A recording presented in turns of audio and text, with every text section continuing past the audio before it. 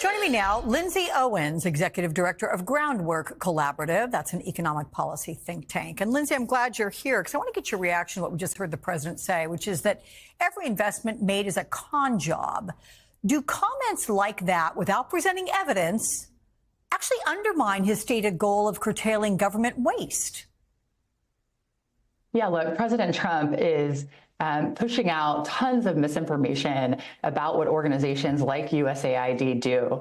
But I think Americans understand exactly what an organization like USAID does.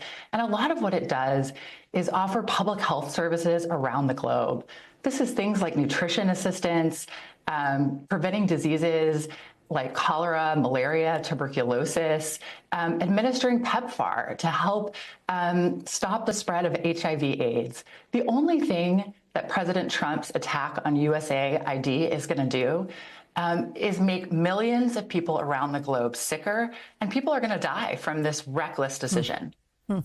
And look, USAID, that is just one of 13 agencies where DOGE has been spotted. The DOGE plan is to go from about 10,000 staffers to 611. The numbers that we've been given show 600 workers in Europe. The 600 there, they're going to be whittled down to 10. 12 will be dedicated to Africa, 8 to Asia. I mean, what's the likely impact of this and the likelihood of success for the union's lawsuit they've got going? Yeah, look, DOGE is now everywhere in the federal government, and they are spreading like bed bugs. What we learned yesterday is that DOGE has now descended on the Consumer Financial Protection Bureau.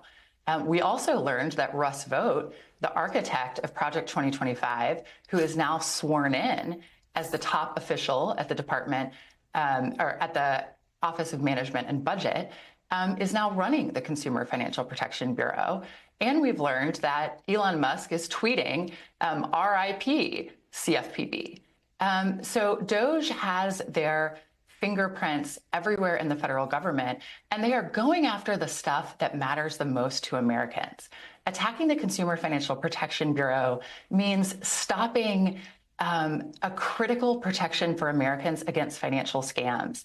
Since its founding, the CFPB has returned $21 billion to American families in relief. I mean, that's just an extraordinary amount of money.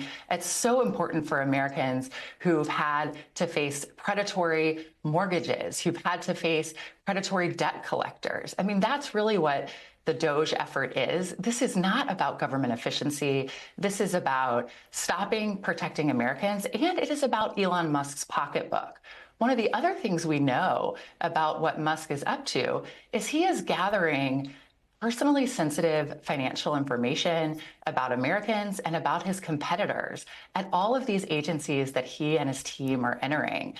And this has actually been one of the top subjects of the lawsuits that we're seeing against DOGE today. Okay. Now, hang on. If Russell Vought has been appointed director of OMB and you have Elon Musk saying rest in peace to the Consumer Financial Protection Agency, which you say has returned about $21 billion in fraud, let's say, right? They've to the American, to the Treasury. Is there a chance the two of them are going to butt heads, or are they on the same page? Yeah, it's hard to say, but I think they're really on the same page. I would just say that Russ Vaught's aim is really to destroy the government from the inside out. Elon Musk, I think, has likely a more sinister motive, which is also to kind of grease the skids for his new business interests. We know that Elon Musk is interested in starting his own payment app. He's partnered with Visa to do that. And so he has a real interest in ensuring that the CFPB isn't blocking an effort like that. But he also has an interest in getting into something like the Consumer Financial Protection Bureau, which has trade secrets from enforcement actions against some of his likely future competitors. So this brings me to my last question, which is relative to what you've written about today the federal judge ordering that temporary block of DOGE employee access to sensitive Treasury payment systems. Yeah. You wrote about this in the column, saying that there are several reasons that Musk wants to control these payments. None of them are good. And the New York Times reports Musk allies wanted access so they could freeze foreign aid payments. So what do Musk's actions so far, what do they suggest about his motives? You just said he wants to start his own payment system, and he's already contacted Visa. Is that part of it? Absolutely. So we think he could be up to two potential things in attempting to gain access to the Treasury payment system. Most Americans had no idea what the Treasury payment system was until last week when they found out that Musk had the keys to it.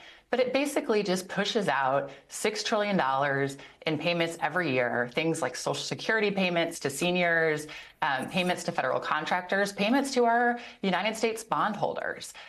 He's interested in accessing this critical piece of fiscal infrastructure for two reasons. One is to stop payments to people and programs that he doesn't like.